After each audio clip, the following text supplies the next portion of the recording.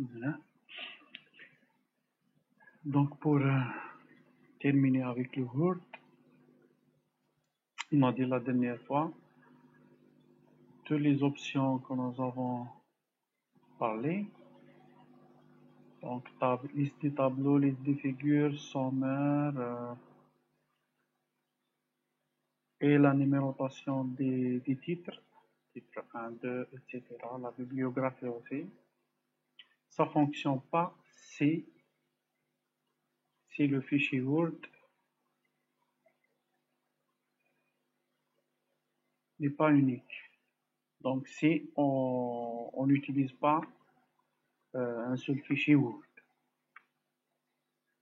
Le problème, quand je veux par exemple introduire,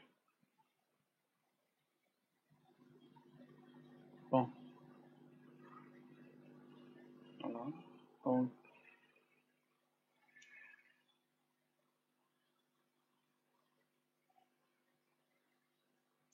insérer soit page directement, voilà, voilà mon sommaire. Soit disons ça, c'est notre page de garde. Donc, page de garde. OK. C'est notre page de garde.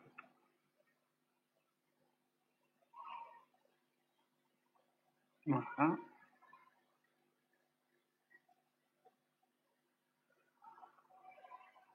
Voilà. Voici notre page de garde, soi-disant. Donc, premièrement, cette page de garde, c'est pas numéroté. Donc, on ne met pas un numéro ici pour la page de garde ni pour le sommaire à titre d'exemple, ni pour la liste des tableaux ou bien la liste. Donc, ces deux pages, vous conseillez d'utiliser ces sortes de pages et d'utiliser surtout ça. Afficher tout. Ça. Donc, les sortes lignes, sortes pages, ça aide beaucoup pour comprendre la mise en forme de notre document Word. Donc, votre sorte page, ici. Donc, je vais ajouter une sorte page pour chaque, soi-disant, partie ou bien section. OK?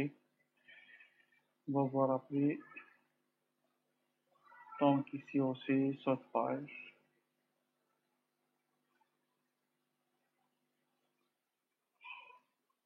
C'est mon premier, soi-disant, chapitre. Mon deuxième chapitre.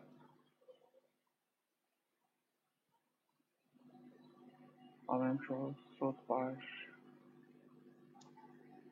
Deuxième et troisième chapitre, sorte page.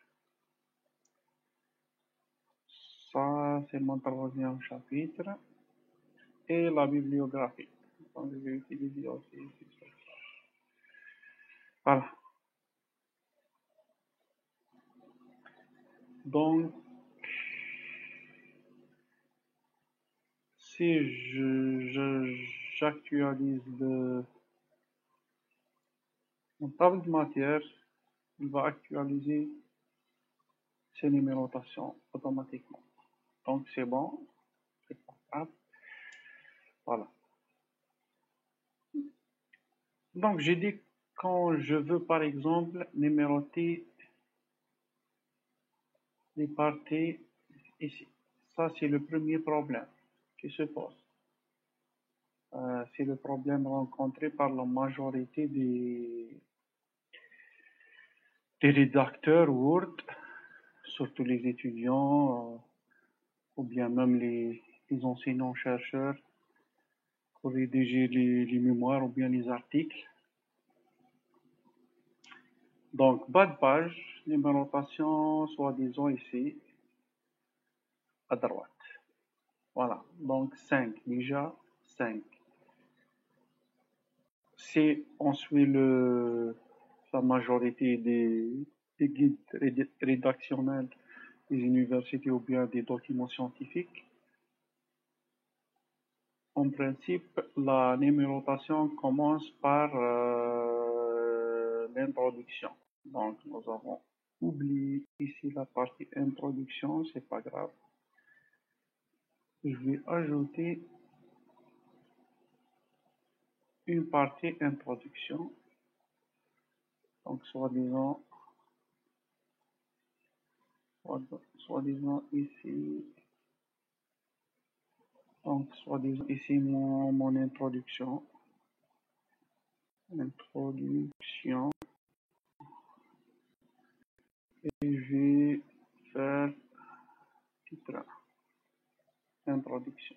Je ne vais pas numéroter l'introduction puisque ça porte pas un numéro. Voilà.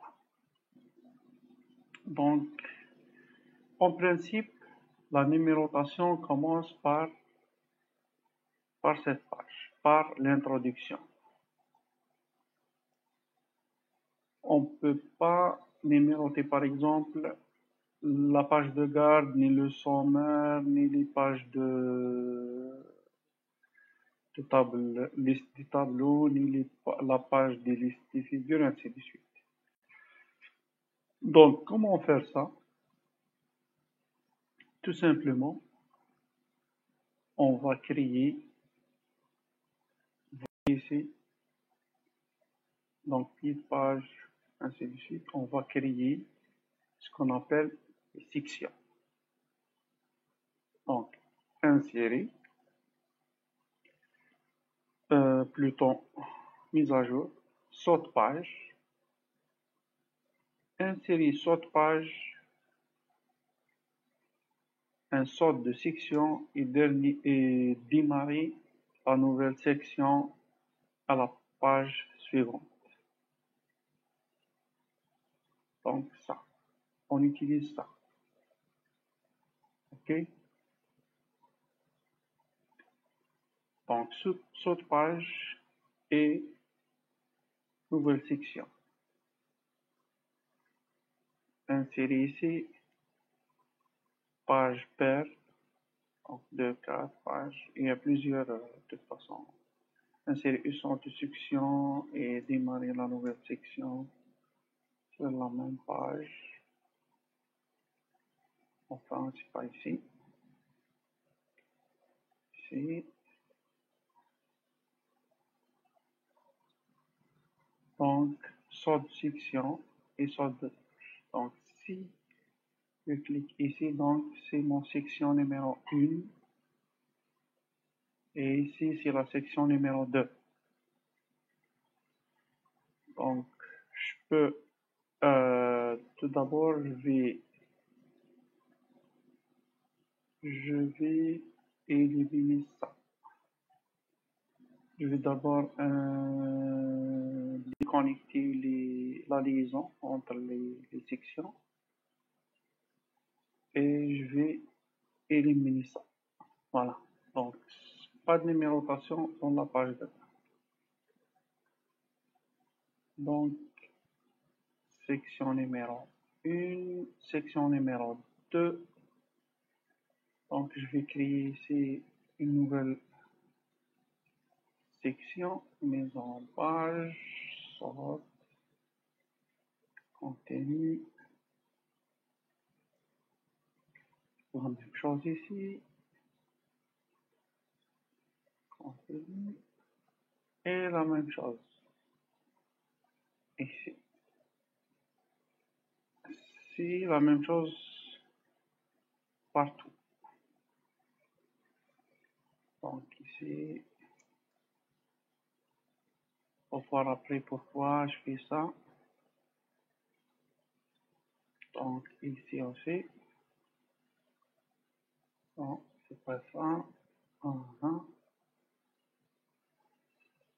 Et finalement, ça. Voilà. Donc, c'est ma première section qui est indépendante à la deuxième section, ça ici, indépendante au précédent. Ok. Donc, ici, je peux mettre mon en-tête, soi-disant table de matière,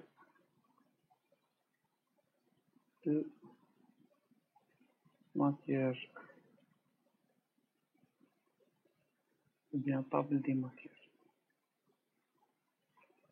Voilà. Souligner.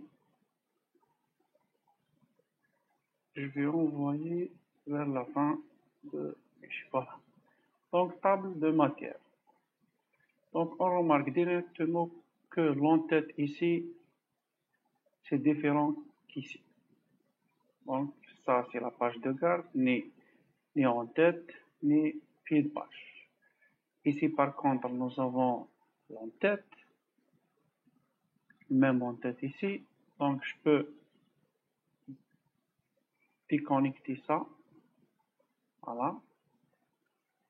Et je mets table ou bien liste du tableau. Liste des tableaux. Voilà.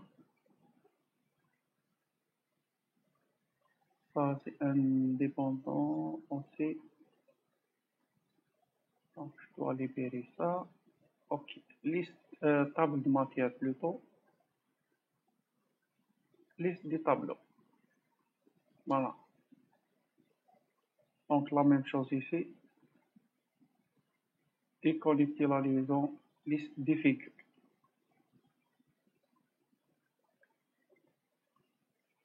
Ok.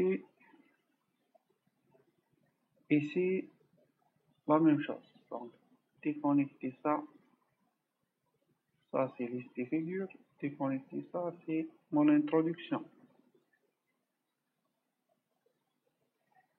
Intro. Ici, on doit numéroter la page d'introduction. Donc, je vais ajouter plutôt ma numérotation. Et ça commence normalement. Ça commence par...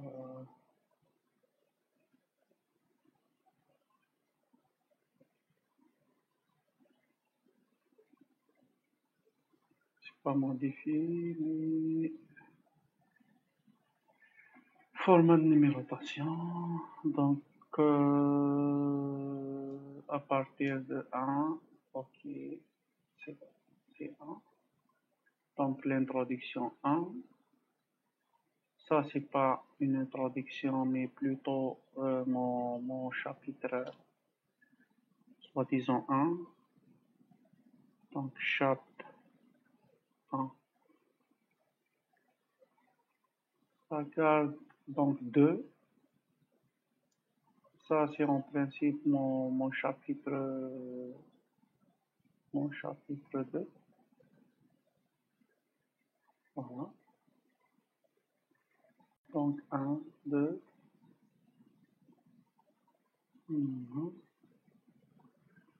Donc, c'est 3, normal. Donc, ça, c'est mon chapitre 2 toujours. Et ici, c'est mon chapitre 3. Voilà. Donc, mon chapitre 3 est finalement ma bibliographie. Donc, ici, déconnecter la liaison. Ici, c'est les références ou bien la bibliographie. Biblio.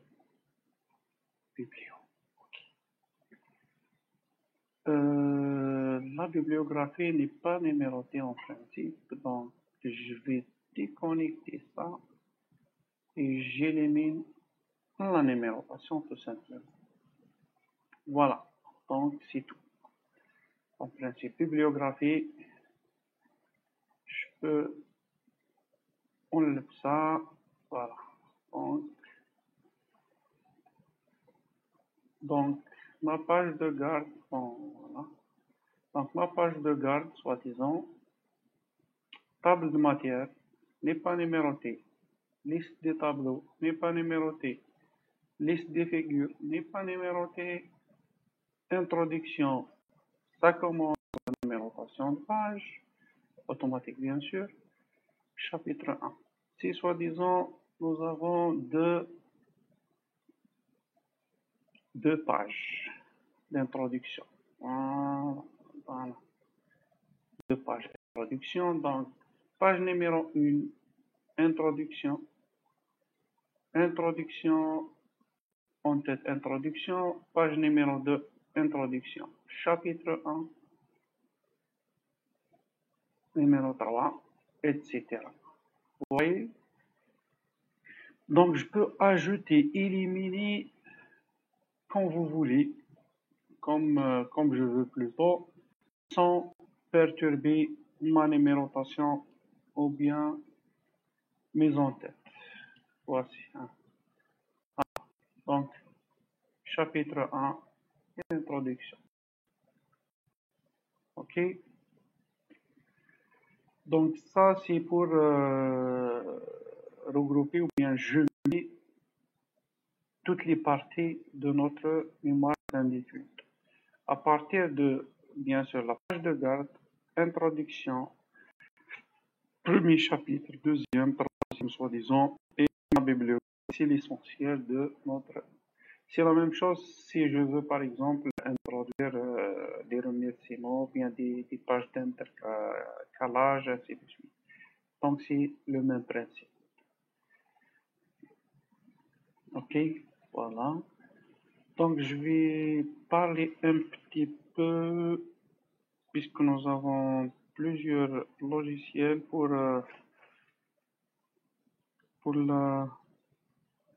les références bibliographiques. Je trouve pour le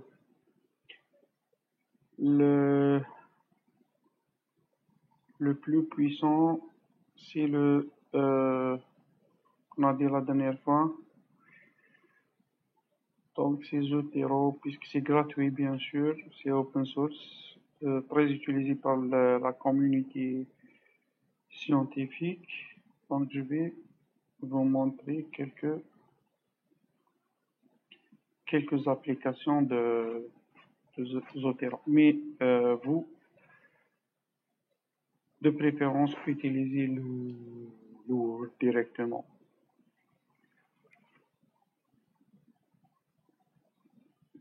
Donc voilà mon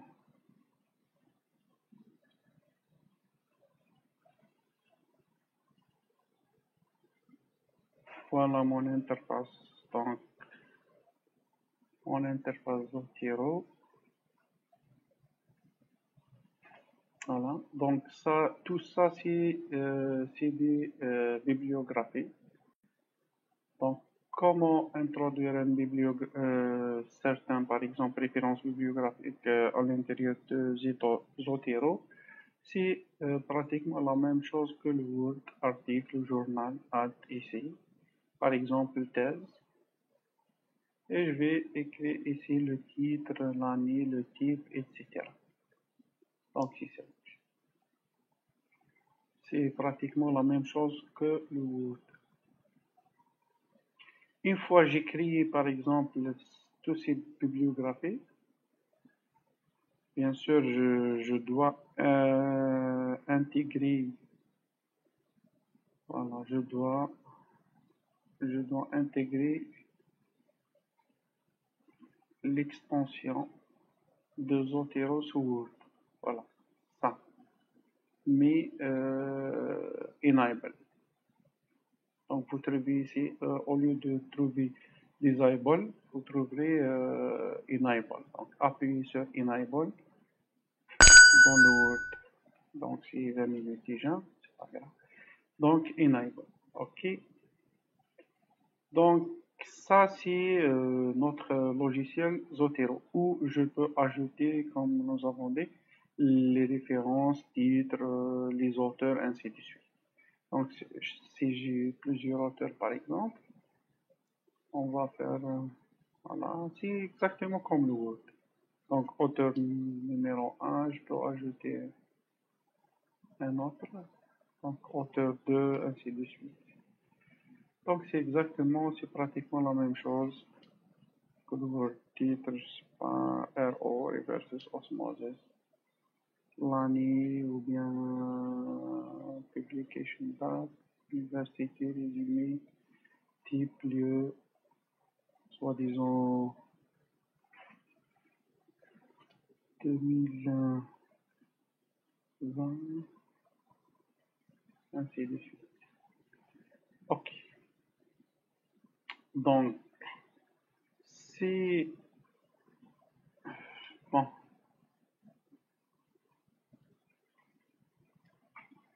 si je viens vers mon Word, donc je trouve sur mon ruban le Zotero ici. Donc je peux ajouter ici des références, ou je peux ajouter des références bibliographiques. Voilà, je peux ajouter bien sûr des références bibliographiques. Il faut utiliser l'un des choix. Soit vous utilisez les références de Word, ou bien de Zotero, ou bien de Citavi par exemple. Utilisez un seul pour ne pas créer des interférences. Ok, donc utilisez soit le Word, soit Zotero, soit Citavi. C'est très important. Ok, je veux par exemple ajouter ici certaines références. Donc, add citation. Add citation. Je vois ça quand j'appuie sur add citation. Voilà. Et 3 heures. Ok.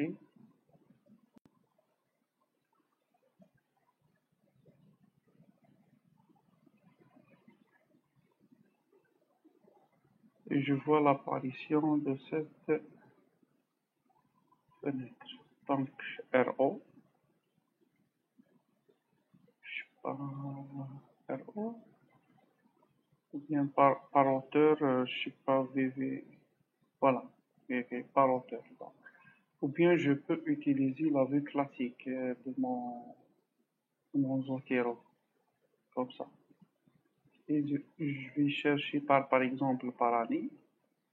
Donc j'ai mon site 2020. Donc 2020, 2020, 2020, voilà. Et j'appuie sur OK. Donc je vois ici ma citation. Donc ça c'est pas la même chose. J'ai dit qu'il faut éviter l'utilisation de deux systèmes de référencing. Et pour installer la bibliographie, je vais ici Add bibliographie, tout simplement. Donc, elle a ajouté ça. Si j'ai plusieurs, bien sûr, références, c'est la même chose et le même principe par Zotero. Donc, c'est pratiquement la même chose que le Word. Citavi, c'est aussi. C'est la même chose.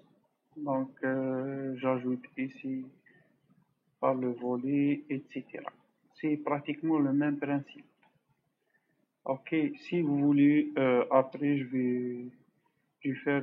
vais consacrer des vidéos uniquement pour ces trois logiciels, soit ces deux logiciels, Zotero ou bien Citavi. Ok, au revoir.